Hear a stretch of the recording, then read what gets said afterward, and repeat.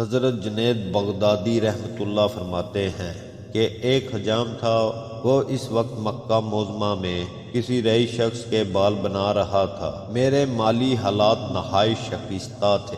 میں نے حجام سے کہا، میں اجرت کے طور پر تمہیں 1 پیسہ نہیں دے سکتا، بس تم اللہ کے لیے میرے بال بنا دو۔ میری بات سنتے ہی اس حجام نے رئیس کو چھوڑ دیا اور مجھ سے مخاطب ہو کر بولا، تم بیٹھ جاؤ۔ مکہ کے رئیس نے حجام کے طرز و عمل پر اعتراض کیا تو وہ معذرت کرتے ہوئے بولا، جب اللہ کا نام اور واسطہ درمیان میں آ جاتا ہے تو میں پھر سارے کام چھوڑ دیتا ہوں۔ حجام کا جواب سن کر مجھے بڑا تعجب ہوا اور پھر قریب آ کر اس نے میرے سر پر بوسہ دیا اور بال بنانے لگا۔ اپنے کام سے فارغ ہو کے حجام نے مجھے ایک پڑیا دی جس میں کچھ رقم تھی، اسے بھی اپنے استعمال میں لائیں۔ حجام کے لہجے میں بڑا خلوص تھا۔ میں نے آپ یہ وقوع زندگی کے حسین لمحات میں سن رہے ہیں،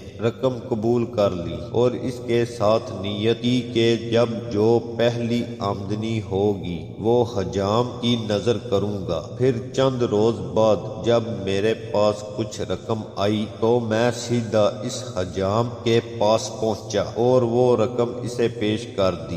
یہ کیا ہے؟ حجام نے حیران ہو کر پوچھا۔ میں نے اس کے سامنے پورا وقوع بیان کر دیا۔ یہ سن کر حجام کے چہرے پر ناگواری کا رنگ ابھر آیا۔ اے شخص، تجھے شرم نہیں آتی؟ تو نے اللہ کی راہ میں بال بنانے کو کہا تھا اور اب کہتا ہے کہ یہ اس کا معاوضہ ہے۔ تو نے کسی بھی مسلمان کو دیکھا ہے اللہ کی راہ میں کام کرے اور پھر اس کی مزدوری لے؟ حضرت جنید بغدادی رحمۃ اللہ اکثر فرماتے تھے، میں نے اخلاص کا مفہوم اسی حجام سے سیکھا ہے۔